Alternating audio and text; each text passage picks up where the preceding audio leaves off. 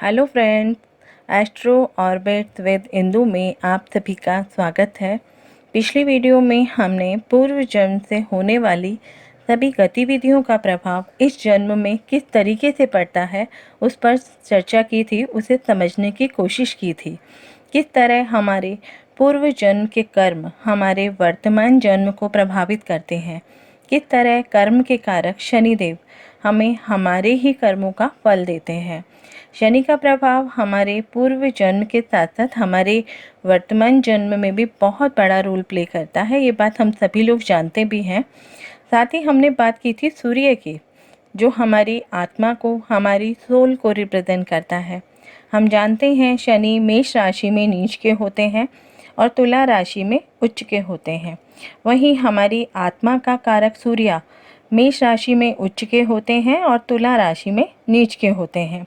लग्न में दोनों ग्रहों में से एक ग्रह उच्च का होगा तो दूसरा ग्रह नीच का होगा, क्योंकि हम लोग जानते हैं काल पुरुष की कुंडली मेष राशि से शुरू होती है और वहीं से हमारी आत्मा और हमारे पूर्व जन्म के जो कर्म होते हैं वो दोनों साथ चलते हैं। आपने कई बार देखा होगा, जब कोई बच्चा पैदा होता है तो पैदा होने के साथ साथ ही वो एक बीमारी को लेकर के या कोई शारीरिक दुर्बलता को लेकर के, शारीरिक कमी को लेकर के या किसी भी तरीके की विकृति को लेकर के पैदा होता है। ये सब उसके पूर्व जन्म के कुछ पेंडिंग कर्म होते हैं। इंसान पहले उन्हें भोगता है, जिसे हम संचित कर्म कहते हैं। इसलिए शनि जीवन के पहले कुछ समय के फल देते हैं जो आपने पिछले कई जन्मों में किए होते हैं। वहीं लग्न में हमारी आत्मा की भी प्लेसमेंट होती है, जो नैसर्गिक पंचमेश होता है। जैसे कर्म होते हैं वैसा ही प्रभाव हमारे शरीर में देखने को मिलते हैं, क्योंकि लग्न हमारे फिजिकल अपीयरेंस का भाव होता है, हमारे एक्शन का भाव होता है, जिसे बाहरी रूप से सभी देख पाते हैं, समझ पाते हैं। वहाँ रोल आता है हमारे सूर्य का, लेकिन आंतरिक रूप से क्या छिपा हुआ है, किस तरीके के कर्मों को लेकर के हम आए हैं, वहाँ रोल आता है शनि का। इसलिए लग्न में एक उच्च का होता है और एक नीच का होता है। आत्मा की एंट्री का जो पॉइंट होता है वो लग्न ही होता है। लग्न के ही जरिए आत्मा हमारे शरीर में प्रवेश करती है और हमारे कर्म का जो एग्ज़िट पॉइंट होता है वो भी हमारा लग्न ही होता है, क्योंकि लग्न मीन राशि के बाद आता है। मीन राशि में हमारा पूरा जो सर्किल है वो ख़त्म होता है, हमारे कर्मों का जो चक्र होता है वो जाकर के मीन राशि में ख़त्म होता है और लग्न से हमारे जीवन के नए जीवन की शुरुआत होती है। इसीलिए शनि को आयु का कारक कहा जाता है, काल कहा जाता है। जिस तरह 0 डिग्री से लेकर 360 डिग्री का सर्किल बनता है वो यहीं से बनता है। लग्न से 0 डिग्री की शुरुआत होती है और 360 डिग्री के बीच का जो पॉइंट होता है वही जाकर के हमारी आत्मा की एंट्री भी होती है और वहीं से हमारी आत्मा का एग्ज़िट पॉइंट भी कहलाता है। उसी तरह लग्न से जीवन शुरू भी होता है और लग्न से जो हमारा जीवन है उसका अंत भी होता है।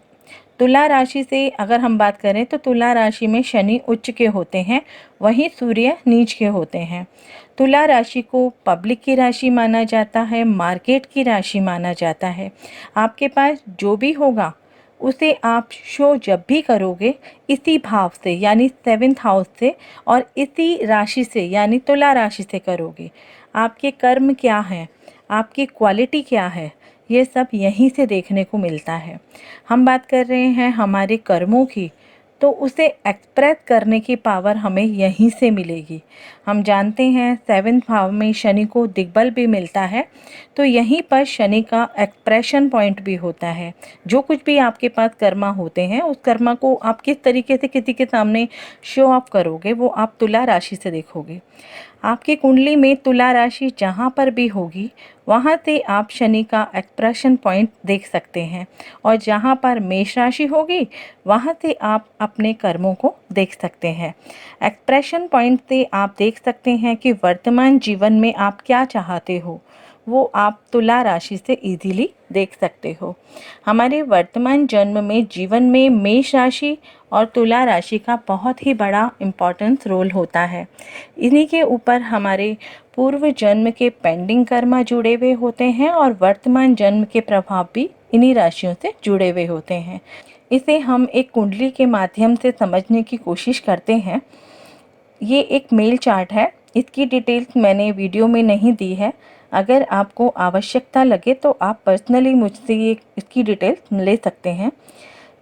इसमें उच्च का सूर्य 6 भाव में है, जहाँ शनि का डिप्लीटेशन पॉइंट भी है, यानी कि मेष राशि। शनि का एक्सप्रेशन पॉइंट तुला राशि 12th भाव में है।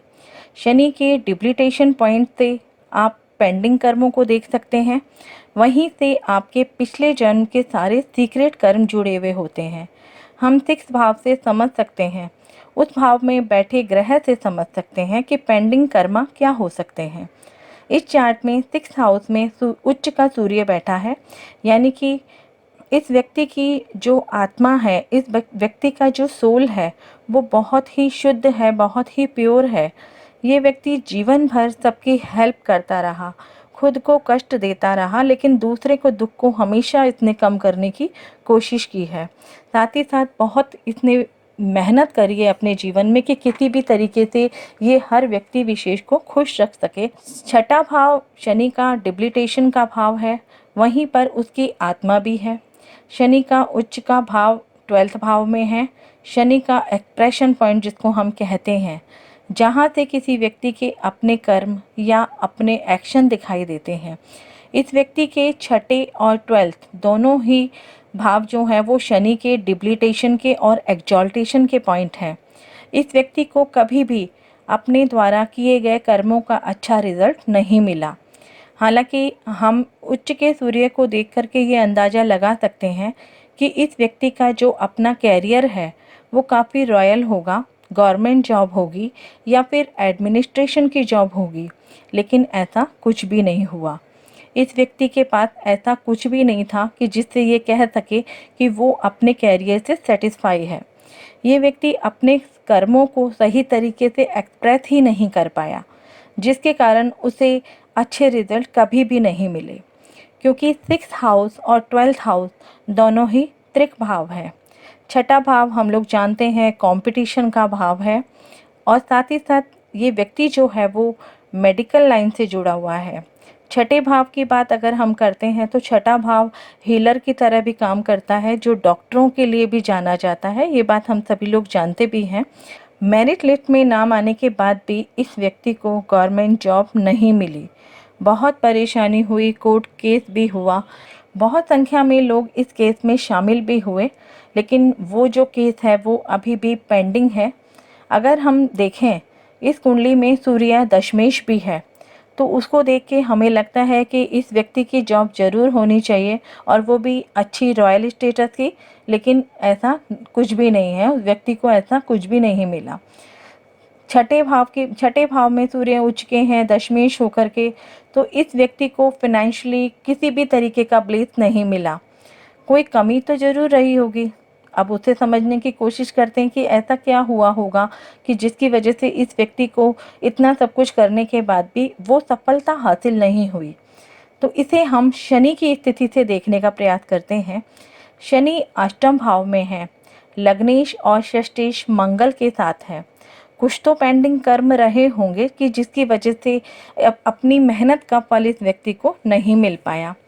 यहाँ से अगर हम आगे की सिचुएशन देखें कि क्या पेंडिंग कर्मा हो सकते हैं या उसका जीवन पर क्या प्रभाव पड़ा है, तो शनि का रिलेशन देखना होगा कि शनि का रिलेशन यहाँ किसके साथ बन रहा है। यहाँ से शनि अपने 3rd एस्पेक्ट से 10th हाउस को देखते हैं, तो ये शनि का पराक्रम का भाव बनेगा, डेयरनेस का भाव बनेगा। अगर ये इंसान दशम भाव के फल लेना चाहता है तो इसे अपने डिप्लीटेशन पॉइंट को कंपटीशन से ओवरकम करने की कोशिश करनी पड़ेगी, क्योंकि वो 6th भाव है, कंपटीशन का भाव है। शनि पर लग्नेश मंगल और धनेश पंचमेश गुरु का प्रभाव भी है, जो व्यक्ति में अध्यात्म के प्रति रुचि दिखाता है। ये व्यक्ति अध्यात्म के क्षेत्र में बहुत आगे रहता है और उसी के सहारे ये व्यक्ति जो है वो खुद को जानने का प्रयास भी करता है कि मैं क्या हूँ, मेरा जीवन क्या है, मेरी आत्मा क्या है, मेरे जीवन का उद्देश्य क्या है। शनि भी अपने डिप्लीटेशन पॉइंट से थर्ड में बैठा हुआ है, तो इसे अपने टारगेट को पाने के लिए बहुत मेहनत करनी पड़ेगी, बहुत ही श्रम करना पड़ेगा। मैं आशा करती हूँ आपको ये वीडियो ज़रूर पसंद आया होगा। साथ ही इस वीडियो में आपको शनि और सूर्य के उच्च के नीच के बिंदु का भी कारण समझ आया होगा कि किस तरह से एक व्यक्ति विशेष के जीवन को उनके पूर्व जन्म के पेंडिंग कर्म के कारण प्रभावित करते हैं। आगे की सभी जानकारियाँ समय पे पाने के लिए आप मेरे चैनल को सब्सक्राइब करें, और अगर आप मुझसे कंसल्टेंसी लेना चाहते हैं तो डिस्क्रिप्शन बॉक्स में दिए गए नंबर और ईमेल आईडी पर मुझसे संपर्क कर सकते हैं। आप अपना ध्यान रखें, स्वस्थ रहें, stay healthy, stay blessed. Thank you.